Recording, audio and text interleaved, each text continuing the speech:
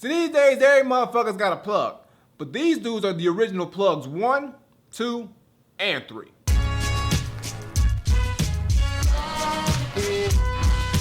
What's going on, everybody? It's the Granddad Wooly, and you are here again for another edition of CD Case Studies. Today, we're going to be going into the book and talking about one of the most legendary hip-hop groups of all fucking time. These motherfuckers been around since the 80s, late 80s. I mean, like, when I was 1 year old, these motherfuckers dropped their debut, but they've been dropping shit ever since. Longevity is the key. They are legends, living legends. I can't say much more about these motherfuckers. They are dope. Talking about the one, the only, De La Soul. So I'm going to go up in the book.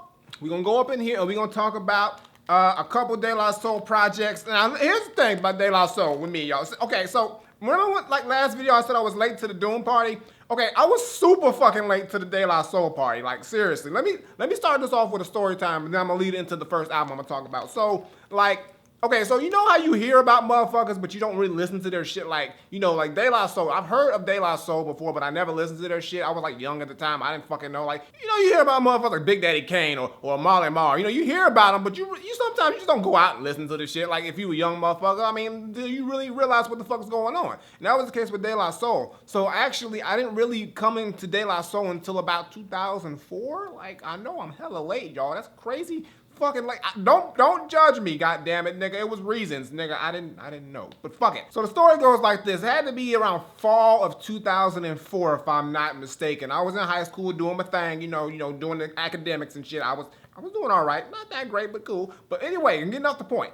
And we lived in Indiana. Actually, we lived in Northwest Indiana, which is pretty much an extension of Chicago. Like, we don't really consider ourselves like Indiana. We're like that part of Indiana that wishes we was affiliated with Illinois, but we said fuck it, it was too much, so we just dealt with the shit. We called it the region. So I was living in the region, and we got all the radio stations that Chicago got because we were so goddamn close. So at the end of every like day, I would get home from school, I would listen to Power 92 in Chicago. And they had Trey the Chocolate Jock at the time, and he would do this 5 o'clock like mix. You know, they would get a DJ. I forget who the DJ was. I can't remember off the top of my head, but the DJ would do like a 5 o'clock mix, and he would just do a whole bunch of dope songs, what was popping at that time. And at the same time, he would play some exclusive shit that nobody's ever fucking heard of. And he played this one particular song that just was so goddamn dope. The beat was crazy, the rhymes were crazy. It's like I had to figure out who the fuck this was. But this was the time where you didn't have Shazam, or you didn't have like a way to fucking find out who the fucking song was. Either you needed to know who that motherfucker was, you had to hope that the fucking DJ or whoever was there would announce who the fuck it was, or you had to hope you knew somebody who could remember that shit from ear. All three of them options were not available at the time, so I had to listen to this motherfucking mix every goddamn day hoping that he would play the song again. And the fucked up part about it is he would play this song like once every like 3 weeks to a month. And I listened every day hoping for the goddamn song would play so I could kind of try to trace and just listen to the song. So after like 3 listens, after like a 2-month span, I was like, I finally got 3 listens in, and I kind of tried to pick up the chorus or whatever it is, and I just went online and started to try to search the shit.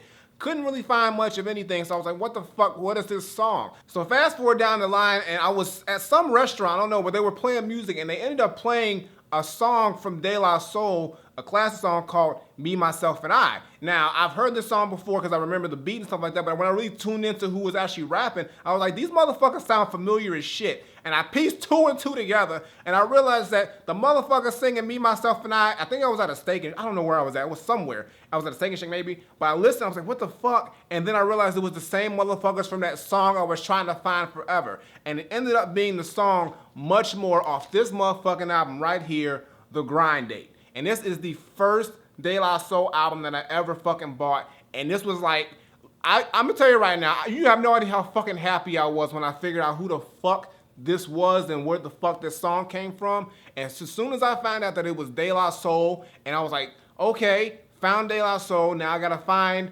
the song that it was, a new song. It was called Much More, off the Granddad album. The album had just came out at that time, like probably like a couple weeks after I found out. So it was like perfect timing. So I went out and I found this fucking album, copped this shit, and good God Almighty, this shit is so fucking fire. Look, all right, now, like I said, I was late to the party, so this was the first De La Soul album that I ever bought. So I didn't listen to De La Soul Is Dead or Balloon Mind State or Stakes is High or any of the other ones. I mean, so like I really just like, or Three Feet High. I didn't listen to any of that shit before. And when I first heard this shit, I was legitimately dipping in the daylight for the first time. And I remember the first track when it came on, it was called The Future, and it just had this like real slow build in, and then it came in with the "We are singing."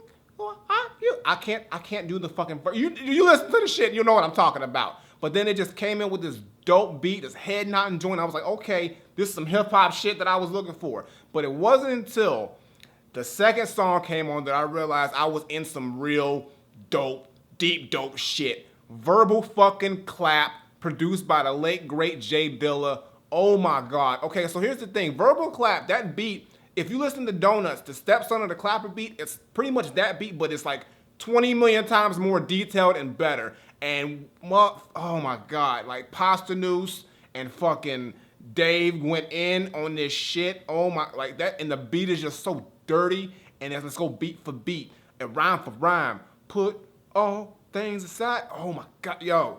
Verbal Clap was one of my favorite De La Soul songs ever, and like from what I remember, I've seen De La Soul live before, but they always start off their show with Verbal Clap. Kudos, because that shit gets anybody fucking hyped listening to that shit. And then it went into much more, which I've already heard, and it's also produced by Dilla. And this is actually when I really became a real fan of Dilla. Like I've heard of Jay Dilla's production, and I knew Jay Dilla was, but this album really made me a fan of Dilla because like he had the dopest beats on this goddamn fucking album to me. Like for real, like the dopest beats were by Dilla, and I was like, yo, I gotta get some more Dilla. I gotta like brush up on my Dilla shit. So because of this fucking album, not only did I really get my head like into De La Soul, also got into some fucking Dilla. And it wasn't just Dilla that I got put onto from this album. Like I said in my last video, the fucking villain, MF Doom, Rock Cocaine Flow. Oh my God, that fucking beat by Jake One, he came in and he killed that shit. Like for real, like fucking like just dirty and grimy. And like it was a perfect way to end the album. I got my taste of Doom, and that's what led me into being a super MF Doom fan. But not just that, they had fucking Flavor Flav on here. They had fucking Ghostface Killer.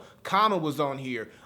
Shit, like, I mean, there was so many dope MCs on this fucking album. Madlib had a beat on here for Shopping Bags. Like, I mean, like, I didn't realize how much influence was in this fucking CD. I got put onto a lot of motherfuckers from this CD. I went and listened to a lot of other artists off this CD more than I had, you know, listened to. I listened to Common more. I listened to Ghostface more. It's like, this De La Soul album just reinforced the fact that there were so many dope artists out there. And like, this album was the shit to me. And like, for real, like, this is like my favorite De La Soul album because it did so much for me. Like, the other albums are classics, but this album just has, it's the soft spot in my heart, right? This shit is the greatest fucking De La Soul experience that I've ever had, ever. And the cool thing about this, like, real talk, y'all, I met Posdnuos before. It was the coolest shit in the world. Posdnuos is a cool motherfucker. I met him, I think it was A3C Festival here in Atlanta, the first time I went.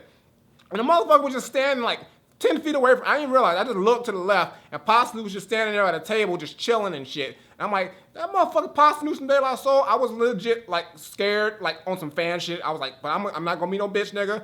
I approached him on some cool shit. We chopped it up. I told him how much this fucking album meant to me. He was a cool motherfucking dude. Cool ass dude. If you ever meet Posdnuos, approach him. He's a real nice dude. I gave him one of my CDs, but he had a fucking fat ass stack of CDs. So my mind knowing that if I was him and someone gave me, I had a fucking fat ass stack of CDs of motherfuckers who wanted me to listen to them, I ain't listening to all that shit. So I'm pretty sure I got lost in the shuffle. It's all good. I ain't mad at you, Posdnuos. I understand the shit. But I had to do it anyway just for the sake of saying I did the shit. But like, Posdnuos is a cool dude. This fucking album is crazy. And like, if you never heard The Grind Date, you gotta listen to this shit because there's so many dope tracks on here. Production is crazy, features are crazy, and it's only, and the cool thing about it, it's 12, it's like set up like a calendar type thing. There's only, because there's 12 months in the year, there's only 12 songs on this album. That's fucking dope. That's just clever as shit. So they just really had that cool theme, and it's just a lot of fucking, and Spike Lee's on this motherfucking shit too. How can I forget that? And Knife Warner produced on here too. Holy shit, how much shit is on this album? This shit, nigga, for real. Listen to it, for real. Seriously.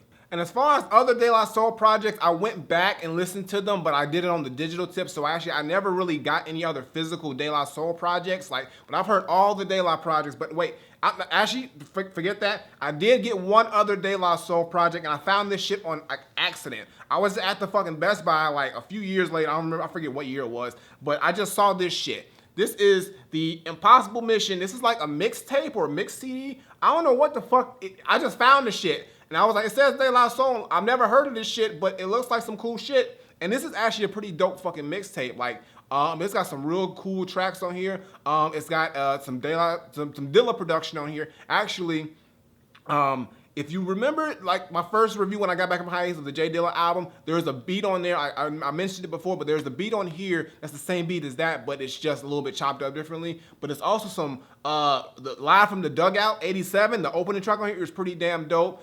It's a couple samples on here that I kind of used for Chrome and Ivory. I'm not gonna say what, but I didn't use it. I kind of recreated it with my voice. So hi, I didn't use the shit. You can't sue me. But I don't even know if they even know what it is. Doesn't matter. But this is a dope CD. I don't even know if you can find this shit anymore. This was like a fucking like a lucky find for my ass. I think you could probably find it online, but you're probably gonna pay a shit ton of money. And they don't even have this shit online at all. So it's crazy that like you can't really find this shit anywhere. But if you do find the Impossible Mission, this is the original version of it. I know there's like 2 versions of this shit, but like, I mean, if you can find either of them, good luck, because this shit is fucking hard as hell to find. And you know, it's just a dope project, so definitely check that out. But yeah, as far as De La Soul is concerned, like they are my favorite like hip hop group. They are legends. They just put out great, consistent music. They got over 20 years in the game.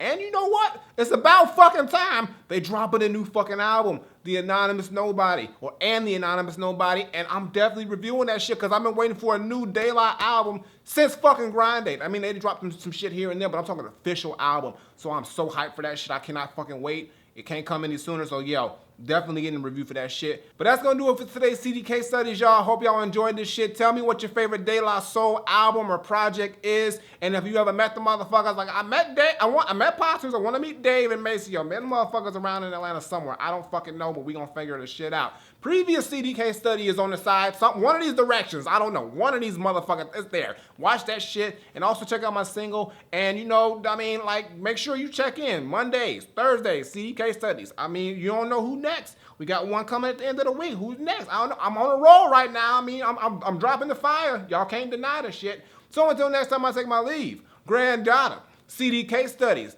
De La Soul. Like, these motherfuckers are legends, and like, I can't wait for that album. That shit's gonna be crazy. I fucking know it. It better be, goddammit. I waited, what, fucking 2000, nigga, shit, 12 years? You better bring the shit, motherfuckers. I'm not trying to make y'all too much pressure. I'm gonna shut the fuck up. Y'all know what y'all doing. I'm out of here.